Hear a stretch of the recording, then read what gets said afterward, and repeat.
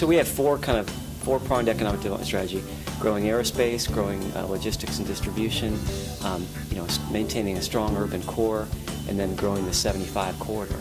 And in each of those things, let's look at logistics. Caterpillar and Payless Shoes and General Motors have all come to the northwest side of Montgomery County.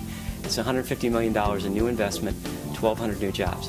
About 12 of us went over to Peoria, Illinois about 2 years ago to pitch Caterpillar on coming to Dayton. And we were in competition with a bunch of other communities. And they chose us. And they chose us over all these other communities because they liked the fact that we worked together. They liked our physical location. They liked the infrastructure improvements that have happened in the last couple of years with 70 and 75 and downtown. And we got them, and that's a Fortune 50 company. Last week I went to the opening of Wilmer Hale, which is a law firm that's based in D.C. and in Boston, and that company is going to put 200 new jobs at Research Park. They chose us over 30 communities.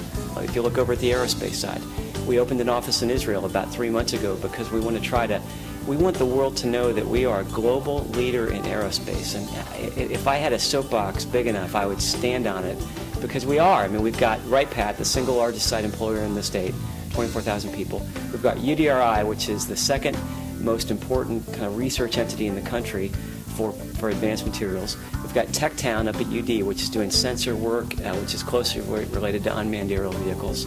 We've got the history, obviously, but we believe that, it's time to kind of peek above the clouds and say, look, what international partners can we marry with to drive job creation in Dayton? We also have an opportunity to reinvigorate the area around the Air Force Museum.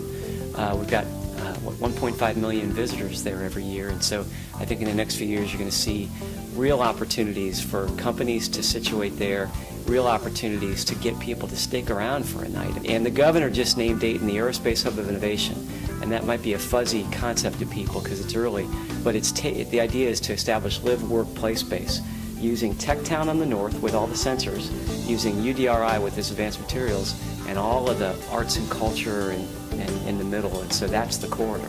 So for all that stuff, we have reasons to be, we have reasons to be really optimistic. It's going to take a lot of work. And I failed to mention the Austin Road interchange. I mean, that's going to be the northern anchor to the Dayton-Cincinnati hub. And what's important about that is that there's great high-tech companies down there, LexisNexis, Teradata, companies that are at the mound. And so, when you start to layer all these assets in, we have a great future.